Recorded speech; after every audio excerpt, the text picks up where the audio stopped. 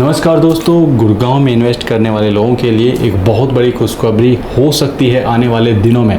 लेकिन मैं आपको बहुत पहले बता रहा हूँ। क्यों? क्योंकि मैं हमेशा ही ऐसा करता हूँ कि कोई भी पॉलिसी आने से पहले मैं बहुत पहले आपको हिंट दे देता हूँ कि ये हो सकता है।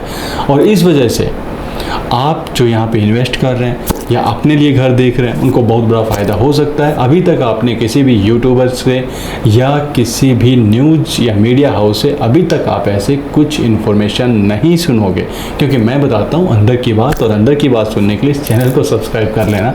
और हाँ, आज जो अफोर्डेबल हाउसिंग पॉलिसी है, हम इसके ऊपर डिस्कस कर रहे हैं, क्योंकि नए फ्लेवर में आ सकती है। पूरी संभावनाएं बनी हुई हैं। कब तक? गवर्नमेंट के 2-3 महीने हैं जो हरियाणा गवर्नमेंट है, और वो अपने लास्ट टाइम में डिसीजन बहुत जल्द ले पाती या नहीं ले पाती ये तो मैं नहीं कहूँगा। लेकिन नेक्स्ट जो न्यू गवर्नमेंट यदि यही आती है तो आप इस पॉलिसी को होने के मैक्सिमम चांसेस देखेंगे। और होगा क्या, किस टाइप की पॉलिसी होगी, इस बारे में भी हम बात करेंगे। क्यों चेंज हो रहा है उसके बारे में बात करेंगे, क्योंकि अफोर्डेबल हाउसिंग पॉलिसी ऑलरेडी एक सक्सेसफुल पॉलिसी यहाँ पे चल रही थी।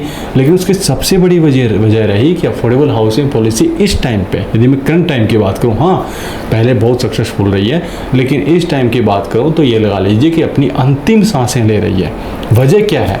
क्योंकि बड़े बिल्डर्स हैं, वो जो आज बड़े बिल्डर्स हैं, पहले जो नए बिल्डर्स थे वो इस नाव में सवार होकर अपने टारगेट तक अचीव कर चुके हैं।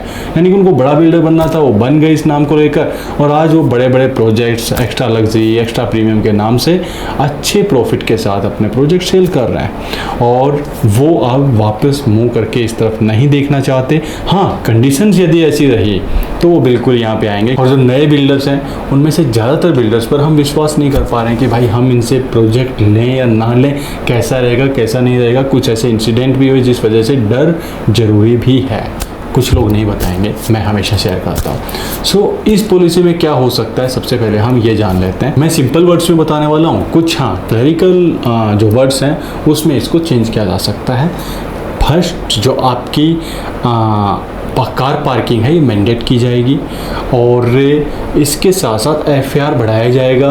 प्राइस कुछ बढ़ाकर आपको मिलेंगे, और इसमें कुछ बदलाव और भी किए जा सकते हैं। कुछ माइनर बदलाव हैं, कुछ बड़े बदलाव हैं। बड़े बदलाव उसके बारे में मैंने आपको बताया। सेंट्रल गवर्नमेंट है, उसका भी एक बड़ा टारगेट लेकर चल रही है।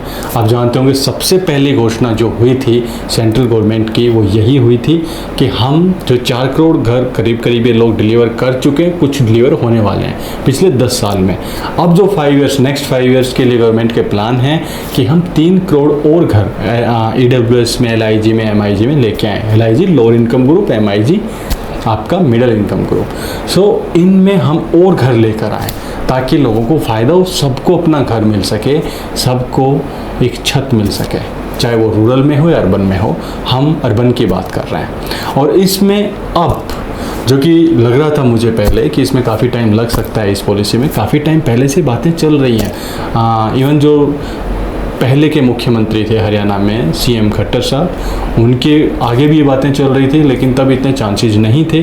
अब एक फ़ायदा और हुआ है हरियाणा को या गुड़गांव को। उसका जो सबसे बड़ा हुआ है कि जो इस टाइम पर आपके हाउसिंग एंड अर्बन अफेयर्स के मिनिस्ट्री जिनके पास है, वो आपके एक्स सीएम हरियाणा मनोहर लाल खट्टर के पास ही है। और ये पॉलिसी के वो बहुत क्लोज रहे। हाँ, कुछ कमियां रही, लेकिन यदि मैं कहूँ कि 80-90% तक ये पॉलिसी सक्सेसफुल रही।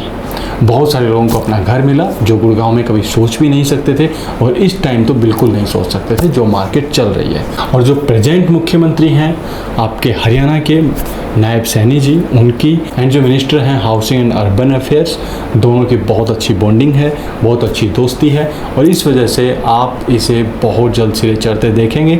हाँ, 10 से 15 दिन पहले जब ये मुझे लगेगा कि ये आने वाली है तो मैं एक वीडियो आपको, एक छोटा सा वीडियो तब भी शेयर करूँगा। कुछ चैलेंजेस भी हैं चैलेंजेस क्या हैं, वो सबसे बड़ा है कि एक जो पहले आप देखते थे जो बड़े बिल्डर्स हैं उनको लेकर आना चाहती है गवर्नमेंट इस टाइम पे कि इस पॉलिसी में अब की बार बड़े बिल्डर फिर से इस साइड में है, और उसकी तरफ से कोशिश की जा रही है कि जो आपकी EDC है इसमें काफ़ी सारे बेनिफिट्स दिए जाएँ, और भी काफ़ी सारे बेनिफिट जो गवर्नमेंट दे सकती है, हम अभी डिस्क्लोज नहीं करेंगे, लेकिन हाँ जब आएंगे तो हम उसके ऊपर बात करेंगे। तो जो सबसे बड़ा चैलेंज आ रहा है वो आ रहा है कि आपके और हमने जो एक मार्केट तैयार की कि 1 घंटे में प्रोजेक्ट सेल हो रहा है, 2 घंटे में सेल हो रहा है, ये सबसे बड़ा चैलेंज है। कैसे?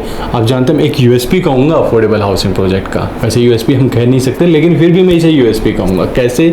क्योंकि अफोर्डेबल हाउसिंग प्रोजेक्ट 5 से 10 दिन के अंदर सेल हो जाते थे, और बड़े बिल्डर्स भी इसमें इसलिए आ रहे थे क्योंकि उनको लग रहा था कि कम टाइम में और एक कम प्रॉफिट ज़रूर है लेकिन नाम बन रहा है, और इसके साथ साथ जो सबसे बड़ा फ़ायदा हो रहा है कि कम दिन में एक छोटा मार्जिन ज़रूर ले रहे हैं लेकिन एक प्रोजेक्ट हमारा खड़ा हो रहा है बताने के लिए, दिखाने के लिए कि हमने इतने प्रोजेक्ट डिलीवर किए या हम इतने बना रहे हैं, इतने लॉन्च किए। लेकिन अभी क्या हो रहा है कि जो लग्जरी प्रोजेक्ट्स जो सेल होने में 1 साल 2 साल का टाइम लगता था, 3 साल का टाइम लगता था, मैं तो ये कहता हूँ कि 8 से 12 महीने का टाइम लगना चाहिए किसी भी लग्जरी प्रोजेक्ट को सेल होने के लिए, यदि कंज्यूमर के फ़ायदे को भी हम देखें तो। अब यदि वो आप कुछ दिन या कुछ घंटे में यदि प्रोजेक्ट सेल कर रहे हैं, हाँ उसमें साथ जो वर्किंग होती है वो 1-2 महीने की होती है, लेकिन फिर भी इतने ही EOI उठा लिए जाते हैं ब्रोकर्स के द्वारा कि आपका जो प्रोजेक्ट है 1-2 घंटे में पूरा सोल्ड आउट बिल्डर बोल पा रहा है, चाहे वो वर्किंग 1-2 महीने की है। तो इस वजह से क्या हो रहा है, बिल्डर को लग रहा है कि चलो 15 दिन में मैं यहाँ पे प्रोजेक्ट सेल करूँगा, मार्जिन मेरा सिंगल डिजिट में रहेगा, और यहाँ पर आप आइडिया भी नहीं लगा सकते जो आज के दिन जो प्रोजेक्ट लॉन्च हो रहे हैं, कुछ एक प्रोजेक्ट। हाँ लैंड महंगी हुई है लेकिन बिल्डर बहुत सारी लैंड तो पहले लेके बैठे हैं, और वो उनमें ऐसे कुछ प्रोजेक्ट्स जो मैं पहले शेयर भी किए थे, भाई ये लैंड है इस पर अफोर्डेबल प्रोजेक्ट आना है, अब उस पर अफोर्डेबल नहीं आ रहा, अफोर्डेबल में अपना लॉस कराऊंगा, इससे अच्छा एक एक्स्ट्रा लग्जरी प्रोजेक्ट लेकर आऊँगा ना, इतना ही कम टाइम में सेल कर लूँगा। So that this is the biggest challenge for government. So यदि ये पॉलिसी हमें लागू करनी है तो हमें इस चैलेंज से पार पाना ही होगा, यानी कि गवर्नमेंट को। और इसके लिए गवर्नमेंट क्या क्या स्कीम्स लेके आती है, क्या बिल्डर्स को किस तरीके से कन्विंस करती है, ये आने वाली बात होगी। लेकिन हाँ, यदि आप घर देख रहे हैं तो 3 से 6 महीने के अंदर आप एक नई पॉलिसी देख सकते हैं, और इसके लिए हम फिर से जब और बातें खुलकर आएंगी, ये कहीं नहीं देखने को मिलेगा आपको। और इस वीडियो को शेयर करने की आवश्यकता नहीं है, मैं फिर से बता रहा हूँ, ये आप लोगों के लिए है, अपने लिए है, और हम मेरे व्यूवर्स जो मुझसे जुड़े हुए हैं उन लोगों के लिए। सो लास्ट में मैं अपना वीडियो यही कह के एंड करूँगा कि यदि आपको लगता है कि आपके रियल एस्टेट इन्वेस्टमेंट में मैं एक छोटा सा एक जरिया बन सकता हूँ, जो आपको नॉलेज चाहिए, यदि वो चैनल आपको प्रोवाइड करा सकता है तो इस चैनल को सब्सक्राइब कर सकते हैं। शेयर करने के लिए बिल्कुल नहीं बोलूँगा ये वीडियो, क्योंकि ये हम लोगों के लिए है, ज़्यादा इसे शेयर करने का कोई फ़ायदा नहीं है। और मिलेंगे नेक्स्ट टाइम, तब तक के लिए थैंक यू वेरी मच।